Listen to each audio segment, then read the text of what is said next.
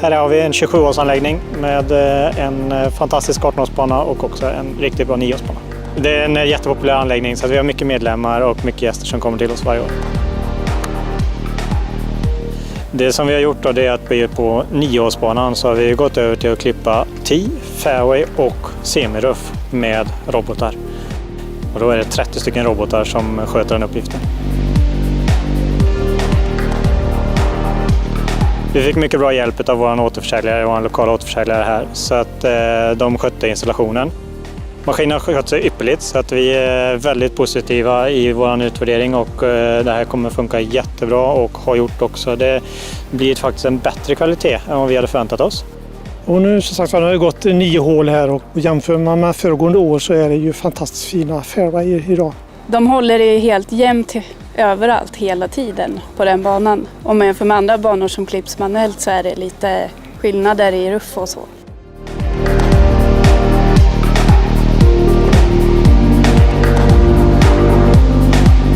Ja, man har tittat på det på ett strukturerat sätt också och klippt cylinderklippare vid sidan av robotklippare och konstaterar att det blir ett bättre klippresultat. Tack vare att roboten slår gräset från flera olika håll och oftare så blir det ett bättre klippresultat. Ja, man upplever nästan så att det tidvis att det är rena griner på sina ställen. Så det är riktigt roligt att slå. Vi gjorde såklart en nogsam kalkyl när vi drog igång detta projektet och om vi jämförde våra driftskostnader som vi hade förut med stora maskiner och med det underhåll och service som de kräver och diesel så kunde vi nästan jämföra det helt rakt av med den här maskinkostnaden istället. Så det innebär att vi fick personaltid över som vi kan använda till att putsa och höja standarden på banan istället.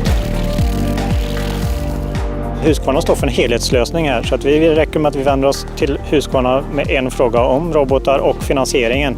Så att alltihopa är ett paket. Så vi leasar maskinerna utav Husqvarna och då får vi hjälp från A till Ö verkligen med en helt färdig lösning.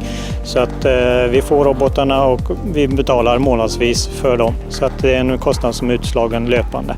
Vilket är väldigt praktiskt för oss och det möjliggör att vi kan investera i banutvecklingen samtidigt som vi har en riktigt bra maskinpark.